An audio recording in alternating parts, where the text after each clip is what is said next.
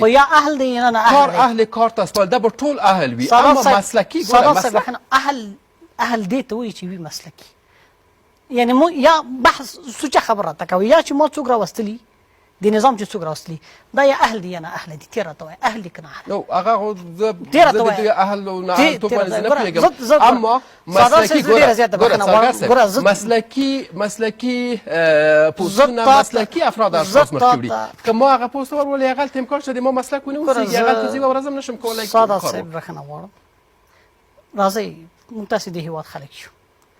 نه امریکایان او نه روسان یو دا هېواد د موږ دی دا موږ ته ضرورت لري زه من حیث ځوان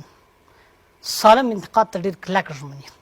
او هر وخت زه ژورنالستانو ته وایم څومره خبریالانو چې په رابطه کې یم زه ورته چې په نظام باندې سالم انتقاد وکړئ چې نظام جوړ شي دا د تاسې حق دی خو راځئ منفیګرئ او ټول عمر هغه خبرې چې مطلق منفي وي دا د موږ په ګټه نه دي په دې کې څه منفي زه بخښنه غواړم اجازه راکړه ساده صاحب اجازه راکړه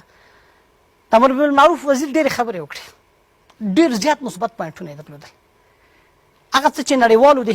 هېوادوالو د امر بالمعروف نه برداشت درلوده چې ما به وهي ما به لغت کوي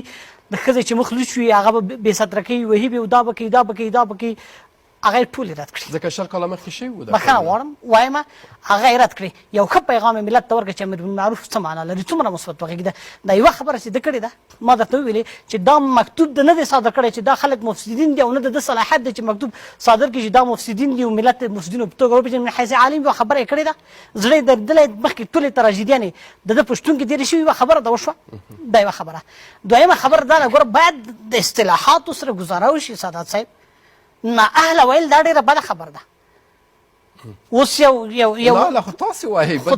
تاسې وایئ چې ګوره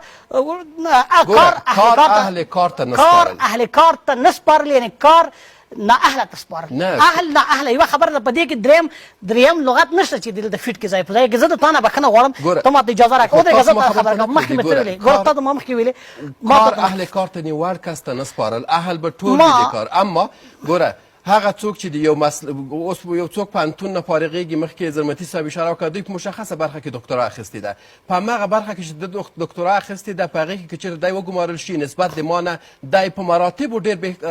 اغېزناکه تمامیږي او افغانستان د دغه اقتصادي وضعیت د دغه ناورین نه کولی شي وباسي چې دې ته وړتیا وایي هوتکي صاحب دا خلک په دغه درې میاشتو کې